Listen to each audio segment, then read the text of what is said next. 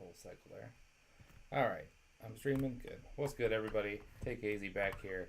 Wanted to talk NBA here. We're getting into the off season. Okay, we don't really need all that here. So we're down to the final three teams here. The Knicks advanced to the finals last night. OKC, San Antonio tipping off here shortly. I'm a Timberwolves fan, so I've been thinking about the offseason here for about a week. It's been floating around in my mind. Been trying to find the time to make a video, so I wanted to talk about kind of expectations for the offseason. I wanted to go through and do a couple videos because I think there's a lot kind of going on with this offseason. So two main factors here that got me excited for the offseason here is we're in year 3 of the apron system, with the second apron essentially being a hard cap. So I think teams kind of have a grasp on how this is going to work. Just a quick explanation on the aprons here is the NBA has a salary cap, but it's what's called a soft cap, where you can exceed it. Historically, there's just been the salary cap line and then the luxury tax line, and all you were penalized for the luxury tax is you had to pay more, and that went to like the cheaper teams that weren't paying the tax. The new CBA, they introduced this apron system where you have a luxury tax line, a first apron tax line, and a second apron tax line. And the aprons cut away your abilities to build a team, essentially. So, first apron, you get restricted a little bit on a couple things, but mostly you're fine in the first apron. The second apron, there's a lot of penalties, which essentially means you can only keep your players that you currently have on your roster and sign minimum players. Other than that, you have to essentially just salary dump to get under the second apron.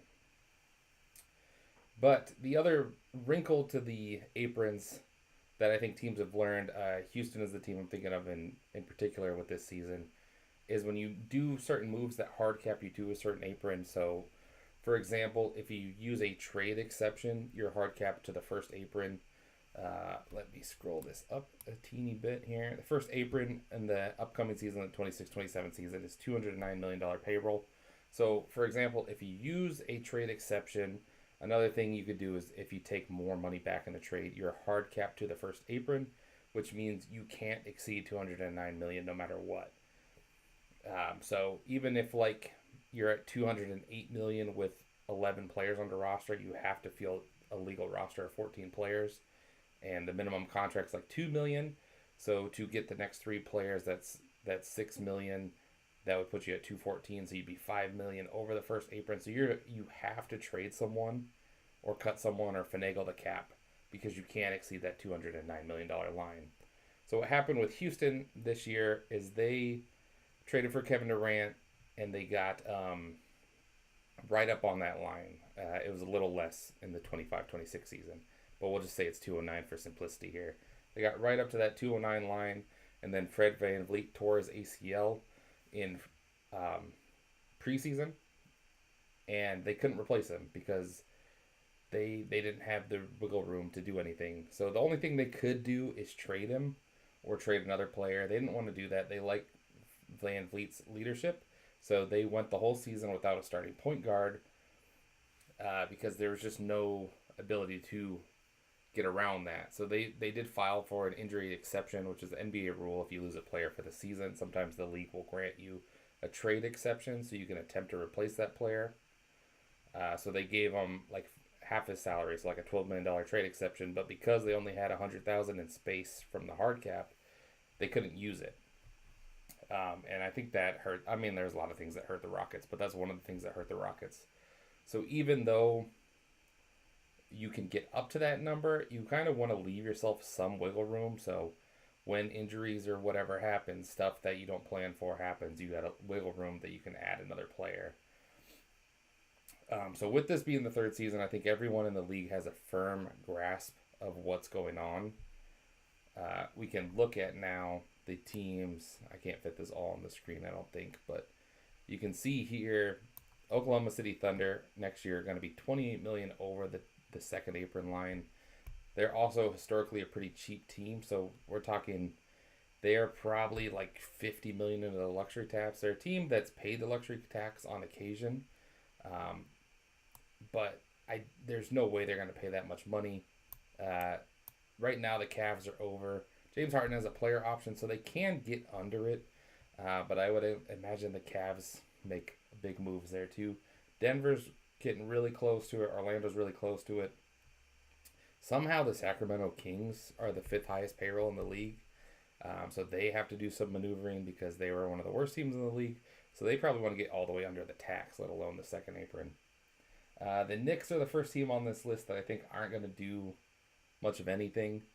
They're in the finals. They're happy with the team.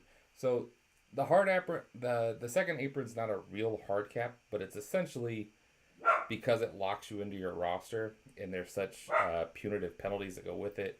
Like your first round pick in 7 years gets locked and you can't trade it. And then I think if you repeat in the second apron 2 years in a row, the following year, excuse Lincoln as he's barking. I'm going to put myself on mute real quick.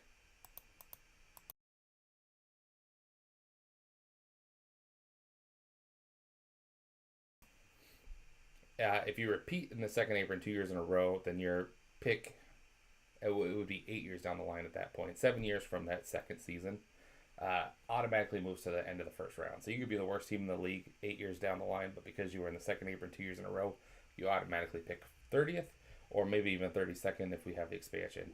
So really, you don't want to be in the second apron. And if you're in the second apron, you don't want to do it more than 1 year in a row. So all these teams that are hovering around the second apron are going to desperately want to get out of it. And really, the teams in the first apron are probably going to want to float lower as well. The other interesting wrinkle that the NBA added this year is they reformed the tax lottery again. But they did it in a very drastic way to try to remove tanking from the league. So historically, the way the NBA draft lottery has worked is every team that misses the playoffs has lottery odds. The worst team has the best odds, down to the 14th team, the last team to make the playoffs, has really small odds. And they draw the first 3 or 4 picks. It was the first 3 picks for a while. They moved it to the first 4 picks the last couple lotteries. And then everything else after that is the same order. So, like this last year, I think the Wizards were the worst team. They ended up getting the first pick, but they couldn't fall farther than 5 because only the top 4 picks got drawn. So you could only move a maximum of 4 slots down. The way the new lottery is going to work is the odds are essentially flat for everyone. They're calling it the 3-2-1 system. So you either get 1 ball, 2 balls, or 3 balls. They bumped it up to 18 teams. So I believe the way it works out is there's like 48 balls in total. So everyone's got an over 2% chance of getting the number 1 pick. But the other wrinkle is they're going to draw every slot 1 through 18. So you have no guarantee at all on where you're picking. So you could be the worst team in the league, and if Lady Luck's just not on your side that night, you can end up with the 18th pick in the draft. So what that does, that's only set for the next 3 drafts, following this one that's coming up here at the end of June, the 27 through 29 draft. Then they might reform it again. Yeah, they probably will because it's pretty drastic. But essentially, you have no guarantee on where you're picking at all. So I think like teams like Houston has those couple Brooklyn picks still from the James Harden trade back when they had Durant, Kyrie, and Harden. They still have 1 or 2 Brooklyn picks left. Those overnight became way less valuable because even though Brooklyn is a bottom 3 team in the league, now you have no guarantee on where that pick is. You know, worst case scenario, it would be like a top 7, top 8 pick. Like Brooklyn, I think fell 3 or 4 slots this year, and they're picking 6th. Next year, they could fall all the way to 18. They could fall to 15. You know, so there's no guarantee on anything on that pick. But the inverse of that is those kind of like teams that love being in the middle. The Chicago Bulls, the Miami Heat, the Portland Trail Blazers, the Clippers. Those sort of picks all of a sudden are more valuable because they have lottery odds. And they have pretty decent lottery odds. Like I said, they have at worst a 1 in 48 chance of being the first pick. So you're talking like a 2% chance of being the number 1 overall pick, but also because you're drawing 1 through 18, even if you're the 18th team, your odds are way more in favor that you're going to be like a top 10 pick than like that 18th pick. You're almost certain to move up. If you're the worst team in the league, you're almost certain to move down. You'd have something like a 96% chance of moving down, something like that. So it both deflates and increases draft pick value. So a team like the Heat that are rumored to be like in the Giannis sweepstakes, now their draft picks are more valuable, which will be an interesting trade wrinkle as well. So I put together a little quick sheet of all the players I think that potentially could get traded this year in this offseason. And it's a big list. My team, I think they need to make a change. They got beat by OKC and San Antonio the last 2 years. So Julius Randle seems almost surely gone. Rudy Gobert is their best trade asset because they don't really have any draft capital to trade. So I think they're going to remake the team. Durant kind of blew up his spot on Houston. Houston could also maybe swing the other way and go all in on trying to win a title now and maybe trade like Sengun to pair with someone with KD, like an Anthony Davis or something. LeBron is a free agent, but no teams really have cap space other than, I think, Brooklyn and Memphis. So if LeBron is going to play anywhere on the Lakers, it would be a sign and trade. He's more of a free agent. James Harden has a player option. It sounds like he's already agreed under the table to re-sign with Houston, but I thought it was worth listing him here along with, I said Houston, I meant Cleveland, along with Donovan Mitchell and Evan Mobley. Like I said, the Cavs right now are over the second apron. That's not even with like a legal roster. You can sign your draft picks. You can re-sign your own players. You can sign players to the minimum. That's all you can do as a second apron team. They've come up short here 2-3 years in a row. They were over the second apron. They had the highest tax bill of any team this year. And you don't want to repeat 2 years in a row in the second apron. So they'll do something. I can't imagine that they just get James Harden to take a sweetheart deal to get them under the second apron and say that's good enough. I put Domantas Sabonis on here. The Kings don't need to trade them. The Kings, their situation is DeMar DeRozan has like a $26 million contract, but only $10 million is guaranteed. So if they waived him, ate that $10 million, and just signed the rest of their players like to minimum, they could get to 14 players and be just under the tax. So they don't need to do anything. They also just have a lot of bad roster contracts, obviously. Case in point of them being like the fifth highest payroll despite where they finished the year. But their draft picks are pretty valuable, but maybe they are willing to trade like the 27 draft pick to shed some money and maybe get a little better with a team like Memphis or Brooklyn, where they could trade like Zach LaVine for like a Day'Ron Sharpe or a Santi Aldama, throw in a first round pick, cut a lot of money, maybe get a little better. We'll explore the Kings in a different video. Kyrie Irving, I put on here. Dallas doesn't need to trade him. He might actually be a good pairing with Cooper Flag.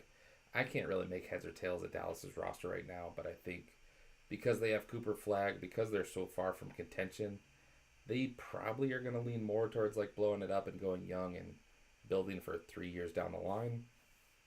But they don't need to trade Kyrie. Someone would have to actually give them some value. I forgot Ja Morant, so I'm going to type him in right now. There's so many guys this year that I knew I'd forget somebody. Franz Wagner I put on here because Orlando is right up there. I think they're the second or third highest payroll. I just ran those down. They could do something like stretch and waive Jonathan Isaac, get under the apron and be good enough, which they might do. They fired their coach. So that might be their big change, but they went out in the first round. They're the 8th seed this year. That payroll is really high. I would lean towards shaking the roster up more severely, but we'll see what they do. Anthony Davis just got traded at the deadline to Washington. Hasn't suited up for the Wizards at all, but he's an interesting trade chip for Washington if someone wants to give them something of value, or if one of these younger players, like if they decided they wanted to flip Anthony Davis for like a Zion or a Ja Morant or someone that fits more their timeline. That's a tradable salary. You could also do something where maybe you get a better player. Jaylen Brown's probably too expensive, but you get a better younger player where you attach a couple firsts to Anthony Davis, but he's the big salary plus an all-pro going back. Giannis is obviously the big prize of the offseason, but I think with all these names, obviously not all the names on this list are going to be traded, probably a third or a fourth of them. So like 25%, 30% of these names will be traded, but there's 15, 20 names on here, so that's a good 5+ all-stars that'll probably get traded. I wonder if that's going to hurt Giannis's trade value, because all these teams that are looking at trading for Giannis could go, well, we could get Rudy Gobert for 50% the price. We could get, Julius Randle for 10% of the price. Sabonis 25% of the price. Going down the line, I wonder if that's going to hurt Milwaukee's leverage. Jamal Murray I put on here. I think he's probably safe on Denver, but Denver got bounced in the first round by the Wolves. They're really close to the second apron. They have to re-sign Peyton Watson. Their team kind of got old and decrepit overnight, and they need to do some sort of major shakeup. I'm not sure they'll go as major as trading Jamal Murray, but they kind of have to look in the mirror and do like a 3-for-1 trade where they dump a big salary and get some depth on the team. Zion I put on here. Again, he's a player that the Pelicans don't need to trade, but I like the idea of potentially shopping him now. Just because the Pelicans' payroll is still high. I think like Trey Murphy, Herb Jones fit more with Derek Queen. They kind of have the heir apparent of Zion in Derek Queen. They ended up actually pulling off a decent trade, I think, in hindsight. They ate shit for a whole year about that Derek Queen trade. Queen ended up being pretty good, and then their pick ended up only being the 8th pick overall. So they traded, I think, like the 22nd pick last year and the 8th pick this year to get Derek Queen, which is still an overpay, but probably worth it. You potentially want to add. Then they signed Jamal Mosley, the former Magic's coach, who's a defensive first coach. So I could see like Zion. We'll see. I'm gonna talk the Wolves. My favorite like trade target, I think, for the Wolves is Zion. So we'll get into that a little more, but maybe for the Pelicans, they focus more defensively. They clear some room to turn the keys over to Derek Queen. Jaylen Brown I put on here also just because the Celtics got bounced round 1. They don't need to trade him, obviously, but I think, they're a potential dark horse for Giannis. They're a potential dark horse for you name it on this list. Their roster's still a bit funky. They ended up being the 2 seed after everything, but they obviously didn't have a championship roster this year. And they're limited in what they can do with Jaylen being a $50 million player. You probably don't want 2 of those on your roster, regardless of how good they are in this modern system. So he's a name I think potentially will be traded, but only if it severely increases the Celtics title chances this year. Kawhi, I put on here again. He doesn't need to be traded. The whole weird situation with the Clippers. An aspiration paying him under the table, but the Clippers are a team that doesn't have money assets. They probably need to reset their window. They got Darius Garland, which I think was pretty lucky for them for James Harden. I think that was about as good as they could do with James Harden, given their situation. They could potentially trade Kawhi, get some picks back. They still owe the Thunder a couple picks. I don't think they control any of their first round picks still, which is as crazy as that sounds. I think they're almost done paying them to the Thunder, but I think they owe some from other trades. So they could try to recoup some picks, get younger, kind of reset that window. Because the West is so top loaded, they can't really make noise even with Kawhi. Kawhi would be a very luxurious second banana for a team like the Wolves or Detroit or something like that, for a team that's trying to make that big push next year. And then last all-star I have on here is John Morant. He's been on the block pretty openly here for a while. Where is my time? Okay, I'm at 18 minutes. He's probably the cheapest option. There's even potential that the Memphis will have to attach some picks to get off of him. So I want to kind of go through these players and these sort of teams over the course of a couple of videos. But today I just want to talk about the Wolves because that's the team I think about the most because they are my team. So let's pull up the trade machine here. So I want to show my favorite trade first. At least the framework. Obviously, there's little bells and whistles to get worked out. And for some reason, Zion's contract doesn't seem to work. Actually, I think I found the workaround on here. So let's try it. So I like the idea of. Actually, I'm gonna go back here because I skipped a step here. So for the Wolves situation, they have 2 pressing needs. I think, given the way the playoffs played out is they need a better number two for Ant. It's clear that Julius just can't be the number two option. I think it's kind of fool's gold to hope that Jaden McDaniels can develop into that as much as me and all the Wolves fan love McDaniels. I think he's more of a third, fourth option, more of a defensive first guy. You hope he keeps making steps forwards offensively, but he's going into like year 6, so you can't really expect that at this point. Same with Naz Reid. Awesome bench piece, but you can't really expect him to become a number 2. Dante DiVincenzo tore his Achilles. He's out for the whole year, so that really hurts. You lose that another offensive weapon there.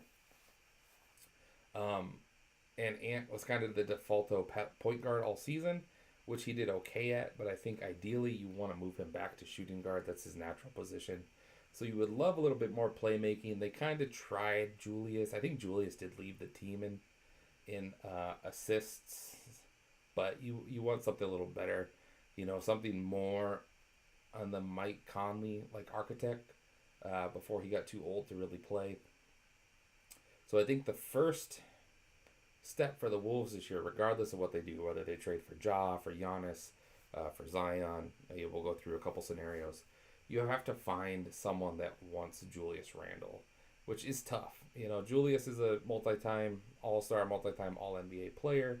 He was clearly the second best player on the Wolves. I thought he got robbed of the All-Star game this year.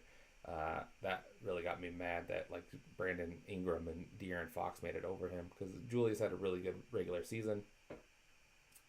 But he has a clear ceiling as a player, and I don't think he can be the second best player on a title team. I'm not sure he can even be the third best player on the title team. So what is he? He's kind of like a floor raiser for a team that wants to get to a check mark. They're not necessarily looking to win the title, but they want to get to a check mark. So what teams would that be? You kind of look around the league. The Bulls are probably too far away. Potentially the Heat. I don't think the Heat would really give up much of anything for him, but if you just want to unload him, I think the Heat would be interested in that. I think he makes sense for the Bucks in a Giannis trade, but obviously you're not like getting anything of value for Julius. He's part of a bigger trade there. Brooklyn is the team I kind of land on because I think they're the most attractive option for the Wolves. They don't necessarily have good players to trade back, but they have a decent amount of picks from the Mikal Bridges trade with the Knicks that I think they'd be willing to part with. The Knicks are in the finals.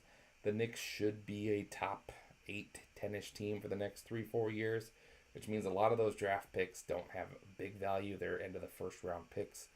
So I think Brooklyn would be willing to trade them with the draft reform. Not only is Brooklyn missing at least one of their picks going forward, but their future picks aren't going to be worth that much. They've also kind of got screwed over by the lottery the last 2 years. I think they were a bottom 3 team the last 2 years, and they picked outside the top 10 or top 5 both times. They took 5 rookies last year in the first round. They drafted all of them. They played all of them. And I think the GM and the coach, they're on the hot seat now. They're in year 3 or 4 of this rebuild. It's time to start producing results. And you can't rely on draft picks. You can't hope that you're going to get the franchise guy first overall anymore, at least through the tanking method. So I think they are a prime candidate to want to raise the floor. I could see Julius fit on Detroit, but they're kind of in the same boat as Miami, even though they're better than Miami, where they'd take him, but I don't think they'd give anything of value. Same with Charlotte. And then he moved to the West, which you can't really see over my head. He's kind of the go-to when I trade for Kyrie to Dallas. I don't know that he really makes sense on Dallas. Same thing with kind of like the Clippers and Kawhi. You could maybe send him to the Clippers to pair with Kawhi. It's just tough to get value back. The Kings are in cap hell, so they don't make sense. The Nuggets, same thing. The Lakers, I haven't really explored the Lakers. We might do that in a different video just to see. Actually, let's do it with this one just for fun. So we'll take Brooklyn out and we'll switch it to the Lakers just to explore that. Thunder and Spurs obviously are no. The Warriors, maybe. Actually, I haven't looked at the Warriors either. Memphis, I think they're happy to tank this year. Whatever the new version of tanking is. Phoenix, I think, could be a Randall team. The Jazz have all big guys. Houston, all big guys. Portland also a potential team. So it's not that there's no suitors for Julius, but there's really only like 5 potential suitors, and that's if they're interested. But there's only like 5 teams on paper that even make sense. So let's explore. We'll do we'll do Zion to Minnesota. So I'm gonna send back Rudy Gobert to the Pelicans. So with the Pelicans having Jamal Mosley, I think they're gonna go defensive heavy, which means they will. Sorry, I'm trying to click and do this at the same time. I think they're going to go defensive heavy, which means probably keeping DeJounte Murray. I think the Wolves would also be very interested in DeJounte Murray. But I think there would be a lot of interest in Rudy Gobert as a floor raiser and a defensive force. Also kind of pairs well with Queen because Queen is such a bad defender. And they need to send something to New Orleans to make this work. So the easiest thing, we'll just throw the second rounder for now, just to see what we're looking at. The Lakers need to cut money. All right, I gotta put the special rule on here for Zion's money to work. So the Lakers would still be 20 over. I guess they could also send DeAndre Ayton. And then they would need to renounce some people.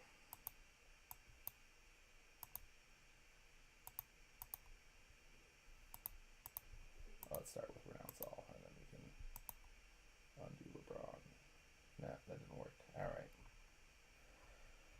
So maybe the Lakers don't work because the Lakers would need to renounce LeBron James to have the salary cap space. They could also re-sign LeBron, I guess. So we'll renounce him for now just to show that they have the salary cap space. So, and then we would probably need to throw some draft capital in here as well, which I don't think the Lakers have a lot of. I don't think they necessarily want to give it up for Julius, but they could send the 25th pick and get the 58th back. So in this scenario here, the Lakers get Julius Randle. They trade away Jared Vanderbilt, DeAndre Ayton, and their first round pick this year, which is the 25th pick. I gave them back the 58th pick from New Orleans. I don't know that they need that, but so they add Julius Randle, who I guess would replace Rui Hachimura in that scenario. The Timberwolves get Zion.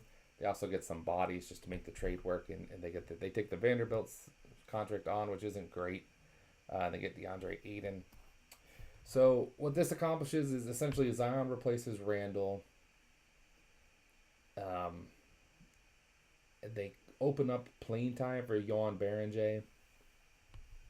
And then they have backup bodies in case Berenjay's not ready. DeAndre Ayton probably is your starting center. So you probably start Ayton, Williamson, McDaniels, Ant, and Io for right now. You would any Wolves offseason scenario, they re-sign Io. And then you have Vanderbilt as a backup big off the bench. The Pelicans, they give up Zion. They get Rudy Gobert. They get the 25th pick. And they have this one in here from when I originally did it. That probably shouldn't be there. So they get Rudy and the 25th pick for Zion.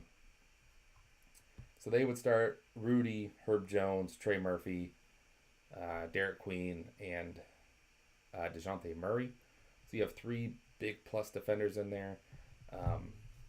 You're probably hurting a bit offensively, but you're trying to develop Queen, you're trying to develop Fears, and Trey Murphy is probably your number one option, which isn't great. So you're doing a little downgrade overall, but you're raising the floor really high, much higher with Rudy than Zion, but you're giving up a lot of ceiling. For the Wolves, you don't fix the playmaking in this scenario, but you do add a number 2 with Zion. Ant and Zion is potentially like the scariest lineup on paper, but you're kind of counting on Zion's health. The Timberwolves have the best training staff, so I think that's a worthwhile risk to take. But it is a bit scary. And this essentially would be the framework. You could send Julius to the Pelicans and send DeJounte Murray to the Wolves. But then you would probably need a little bit more money. I don't think the Pelicans are necessarily married to DeJounte Murray coming off an ACL. But I think with Jamal Mosley, they probably would want him. You shed a little money for both the Timberwolves and the Pelicans, which is good. The Timberwolves need as much money so they can add the depth to get right up to that first apron. The Pelicans just want to duck the tax. They've never paid the tax. Gail Benson isn't going to pay the tax. So you accomplish what you want there. Let's see. Another potential thing we could do, let's do, what was the other team I was talking about? Let's do a Kyrie trade, and let's put, let's see if I don't think the Warriors can do anything here. Let's just do it with the Nets so we can get something on paper here. So we'll trade. So the problem here is, the problem with the Kyrie trade is I don't think Dallas would want Rudy or Julius Randle. So I probably need to actually have a fourth team in here as a potential Rudy team. So let's do the Hawks for Rudy, Brooklyn for Julius. So this is the tricky part of the Wolves offseason is I think they're going to trade Randle no matter what. I think there's a very good chance that they're going to trade Rudy Gobert. But any framework's probably going to have to be a 3-4 team deal. I don't think there's any scenario where you're trading like Gobert for Kyrie straight up. I just don't think that's going to work. So I'm going to send Gafford to Minnesota right now as well. We'll see if we have to revise that or not. Make sure I sent those guys to the right place. Kispert we'll send to Minnesota. And then Ricochet we'll send to Dallas.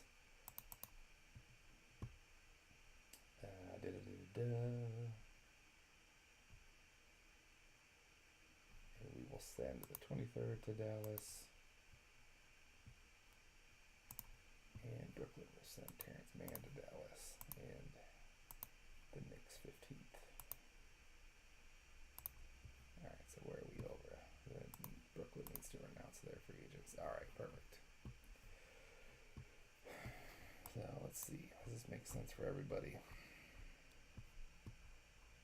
So Dallas is shedding a lot of money in this trade. So let's actually, instead of Terrence Mann, let's do Claxton. And Atlanta is also going to trade the Buddy Hield contract to not hard cap themselves.